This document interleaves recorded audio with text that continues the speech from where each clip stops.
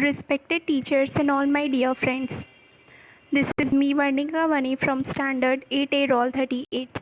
Today I am going to present my science project.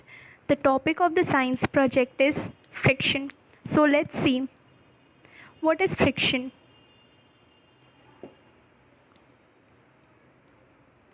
Friction is a force between two surfaces that are sliding or trying to slide across one another. For example, when you try to push a toy car along the floor, friction always works in the direction opposite from the direction the object is moving or trying to move. It always slows a moving object down. Now we will see what are the examples of friction. Here are few of the examples. The first is rubbing.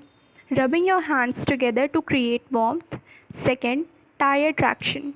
The friction between tires and the surface of the road that allows your car to accelerate, slow down, and negotiate turns and corners. Next, a hammer hitting a nail. More examples. Friction between the tires of a car and the road. Friction between the bottom of your sneakers and the ground. Now we will see what are the causes of friction. When the surfaces of any two objects come in contact and slide or move onto each other, some resistance or pressure is generated by one onto the other through their respective mass and weight, which results in the frictional force. When the surfaces of two objects come in contact during moving or sliding on each other, they intend to stick to each other through their molecular structures, and the frictional force is generated.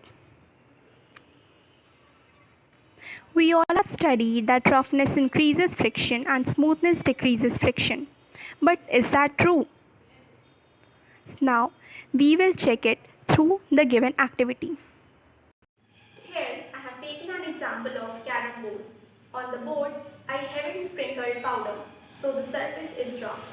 Now, I am going to hit the token with this striker. After striking the token didn't cover a large distance. This happened because the surface was rough. We know that roughness increases friction. That's why, due to the increased friction, the token stopped after covering a small distance. Now, I am going to sprinkle powder to increase smoothness.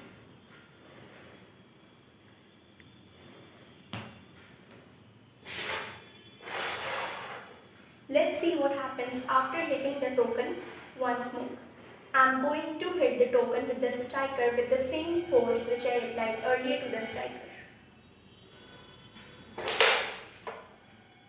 After the striker hit the token, we saw that this time the token covered a larger distance.